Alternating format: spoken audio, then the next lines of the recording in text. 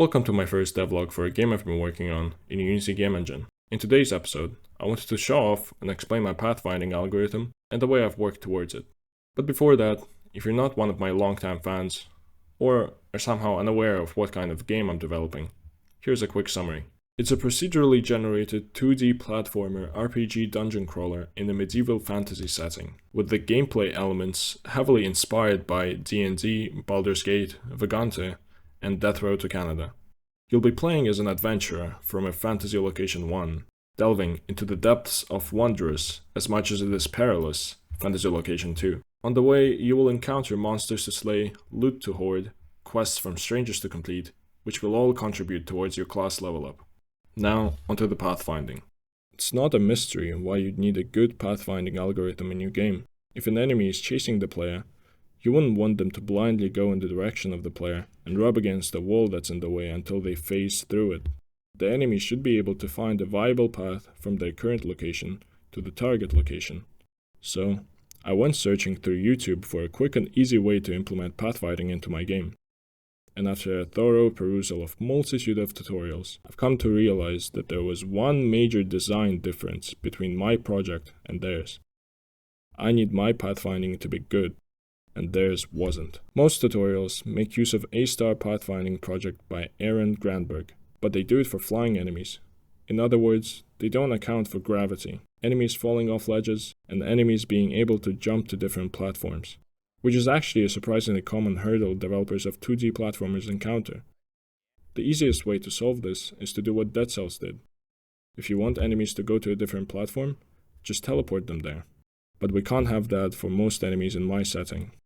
So, with no simple solutions in sight, I rolled up my sleeves and set out to write my own A-Star pathfinding algorithm for jumping enemies from scratch. Thankfully, I didn't have to do it from scratch, because in this world, there exist bright and generous people like Sebastian Lake, which has made a comprehensive tutorial explaining and implementing the regular A-Star pathfinding. So, I followed this tutorial line for line until around the 6th video, at which point I had a working A-Star prototype that doesn't account for gravity. He has served this purpose. Now, I have the foundation for my script. I just need to make some tweaks and additions to account for gravity. Here's a visual representation of how the script currently operates. When searching for a path from a current location to the next, the A-Star considers the next adjacent node to travel to reach the final destination. We want to limit the nodes A-Star considers to only include the nodes that have ground below them. So, during the grid generation, we'll mark the nodes that are grounded as grounded type nodes. And now, we just need to modify the script to only consider these grounded nodes when looking for a path. So far, this only lets us generate a path if the target is on the same platform. Let's say that the target is on a platform below the enemy. For this scenario, I've marked the nodes that are to the left and right of a platform as edge-type nodes. Now, the grounded nodes will consider the adjacent grounded and edge nodes when searching for a path, and edge nodes will consider a grounded node below them, if there is one. If you don't want your enemies to nosedive from really high platforms, you can limit the distance the edge node searches below it for a grounded node.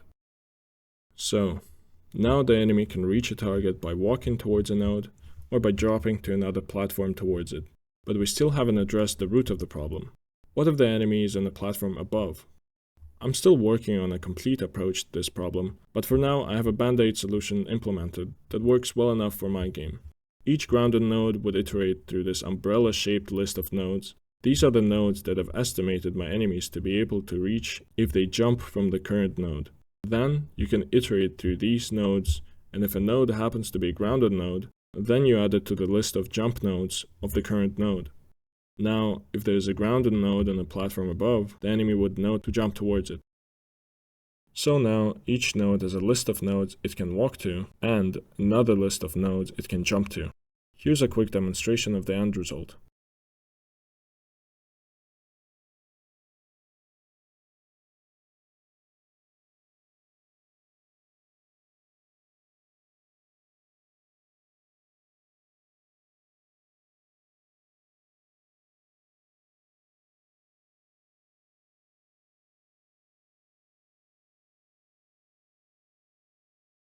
And with that, this devlog is concluded with many more to come in the near future. If you're still interested in my pathfinding algorithm and would like a tutorial, don't count on it and don't expect it.